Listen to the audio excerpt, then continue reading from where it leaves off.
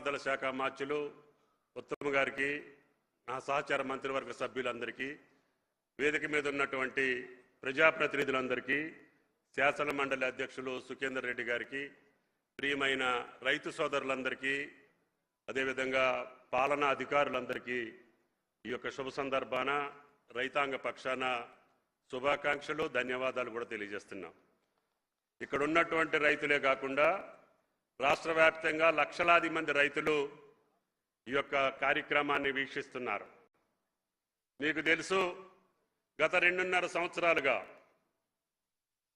ప్రజాప్రభుత్వం రేవంత్ రెడ్డి గారి ఆధ్వర్యంలో ఏర్పడ్డటువంటి తెలంగాణ ప్రభుత్వం భారతదేశంలో చిన్న రాష్ట్రం, కొత్త రాష్ట్రం. ఆ కొత్త రాష్ట్రాన్ని అష్ట కష్టాలు పాలు చేసి, విధ్వంసం సృష్టించి, ఆర్థిక వ్యవస్థని చిన్నాభిన్నం చేసి, అందరి జీవితాల్ని, అందరి వ్యవస్థల్ని నాశనం చేసినటువంటి సందర్భంలో రేవంత్ రెడ్డి గారి ఆధ్వర్యంలో రాహుల్ గాంధీ గారి, సోనియా గాంధీ గారి ఆశీస్సులతోటి అధికారంలోకి వచ్చినటువంటి రాష్ట్ర ప్రభుత్వం ఆ విధ్వంసంలో నుంచే వికాసాన్ని సృష్టించాలి, ఆ కష్టాల నుంచే రైతులు సుఖాల వైపు నడిపించాలి. కాబట్టి ఎన్ని ఇబ్బందులున్నా, ఎన్ని సమస్యలున్నా ధైర్యంగా, గుండె ధైర్యంతో ముందుకు పోయి ఏదైనా ఇబ్బంది వస్తే మన ఎన్నుకున్నటువంటి ప్రజలకు చెప్పాలి, ప్రజల్ని మెప్పించాలి, ప్రజల్ని ఒప్పించాలి, వాళ్ళ ద్వారా సవ్యమైనటువంటి పాలన సాగిస్తామని చెప్పి గుండె ధైర్యంతో ముఖ్యమంత్రి గారు తీసుకున్నటువంటి సాహసోపేతమైన చర్యల్లో రుణమాఫీ, భారతదేశంలో ఆనాడు మన్మోహన్ సింగ్ గారి ఆధ్వర్యంలో కేంద్రంలో చేసినటువంటి రుణమాఫీ తప్ప ఆనాటి నుంచి ఈనాటి వరకు ఏ రాష్ట్ర ప్రభుత్వం కూడా రైతులకు రుణమాఫీ చేసినటువంటి దాఖలాలు లేవు. ఆ రోజు కూడా దేశం మొత్తం 70,000 కోట్లు. కానీ మన ముఖ్యమంత్రి, మన ప్రభుత్వం చేసినటువంటి రుణమాఫీ ఒకేసారి మొదటి సంవత్సరం కష్టాల్లో నుంచి 21,000 కోట్లు, 25 లక్షల మంది రైతులకి రుణమాఫీ చేశాం. గత ప్రభుత్వం కూడా చెప్పింది, కానీ చెయ్యకపోవటం మూలాన ఆ రైతులకి అప్పులు పుట్టలేదు, పైగా మిత్తి వడ్డీ కట్టి వాళ్ళు ఇచ్చిన దానికంటే 10,000 కోట్ల భారం ఆనాటి రైతుల మీద వేశారు. అందుకనే ఆ రైతులు ఆ పాలనని బంగాళాఖాతంలో కలిపారు. అటువంటి వాళ్ళు కూడా ఈనాడు రేవంత్ రెడ్డి గారి ప్రభుత్వాన్ని విమర్శిస్తున్నారంటే వాళ్ళకి కనీసం మానవత్వం ఉండాలి. ఆనాడు రైతాంగాన్ని కష్టాలు పాలు చేసినటువంటి మీరే ఈరోజు నీతులు చెప్పకుండా, సిగ్గు లేకుండా బజార్లో తిరుగుతుంటే ప్రజలు ఏమనుకుంటున్నారో అర్థం చేసుకోమని చెప్పి విజ్ఞప్తి చేస్తున్నాం. రుణమాఫీ, మాకు పంట రుణాలంటే రైతుకు చాలా రకాల రుణాలు ఉంటాయి. దీర్ఘకాలిక రుణాలు ఉంటాయి, అదేవిధంగా స్వల్పకాలిక రుణాలు ఉంటాయి. రాష్ట్ర ప్రభుత్వం ఇచ్చినటువంటి మాట పంట రుణాలు అంటే స్వల్పకాలిక రుణాలు. అది మాకు 40 బ్యాంకులు ఇచ్చినటువంటి ఖాతాదారులందరికీ మేము ఇచ్చినటువంటి భరోసా, మేము ఇచ్చినటువంటి పూచి 25 లక్షల మందికి 21,000 కోట్లు మొదటి సంవత్సరంలో ఇచ్చినటువంటి ఏకైక ప్రభుత్వం రేవంత్ రెడ్డి గారి ప్రభుత్వం అని చెప్పి మీకు ఈ సందర్భంగా మనం చేస్తున్నాం.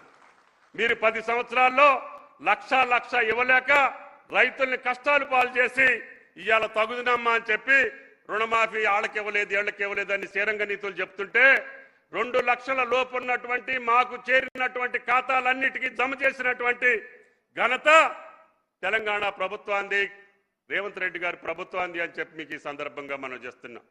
అదేవిధంగా రైతు బంధు, ఆనాడి రైతు బంధు పేరు మీద మిగతా పథకాలన్నింటినీ బంధు పెట్టి రైతులు నష్ట కష్టాలు పాలు చేసి ఏ ఒక్క పథకాన్ని కూడా, కేంద్రం ఇచ్చేటటువంటి పథకాలను కూడా బంధు పెట్టినటువంటి ఘనత గత ప్రభుత్వాన్ని.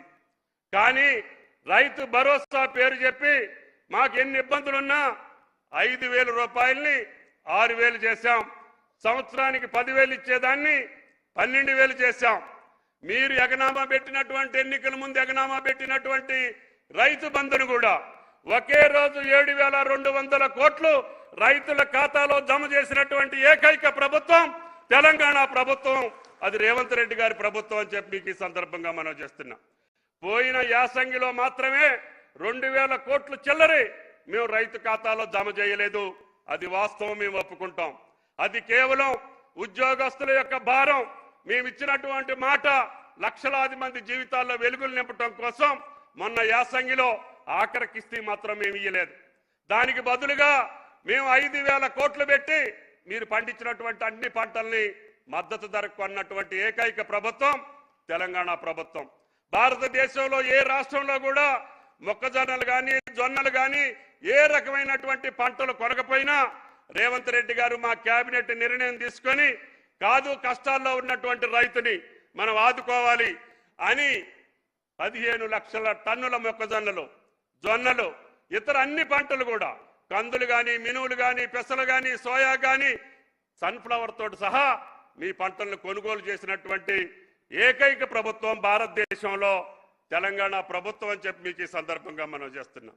అదేవిధంగా రైతు బీమా మీద కూడా అబద్ధాలాడి అడ్డగోలు మాటలతోటి బజార్లో అమ్మడి తిరుగుతున్నారు. ఈ రోజు వరకు 4,250 కోట్లు ఈ 3 సంవత్సరాల్లో మేము కట్టాల్సినటువంటి LIC కట్టాల్సిన ప్రీమియం కట్టాం. మొత్తం సొమ్ము ఏ ఒక్క కుటుంబానికి కూడా బాకీ లేకుండా LICకి ప్రీమియం చెల్లించి ఏ ఒక్క రైతు కుటుంబంలో ప్రమాదం జరిగి ఆయన గారికి రైతు బీమా ఇచ్చినటువంటి ఏకైక ప్రభుత్వం తెలంగాణ ప్రభుత్వం. రైతు బీమాలో మేము ఏ ఒక్కరికి బాకీ పడలేదు. రుణమాఫీలో ఏ ఒక్కరికి బాకీ పడలేదు.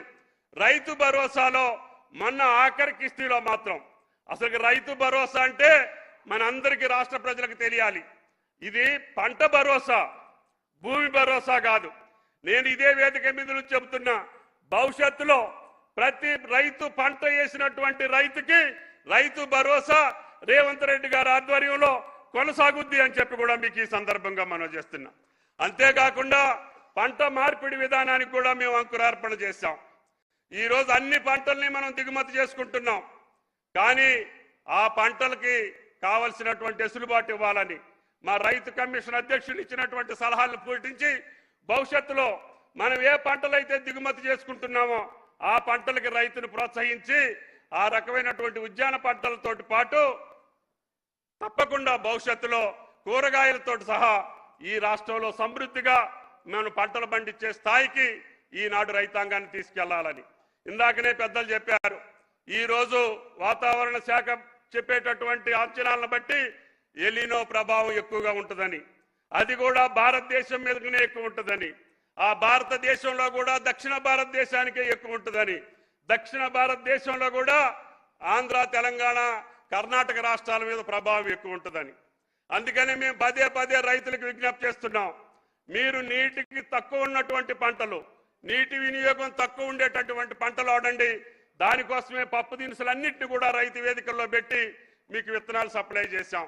ఇందాక పెద్దలు ఉత్తమ గారు చెప్పినటువంటి 7 రకాల డిమాండ్ ఉన్నటువంటి వరి విత్తనాలు ఒకవేళ కేంద్ర ప్రభుత్వం తిరస్కరించిన మార్కెట్లో మీరు అమ్ముకోగలిగినటువంటి ధాన్యం, అదేవిధంగా ఎక్స్పోర్ట్స్కి అనుకూలమైనటువంటి ధాన్యం, రైతులకి ఎక్కువ ఆదాయం వచ్చేటటువంటి ధాన్యాన్ని మీకు సిఫారసు చేశాం.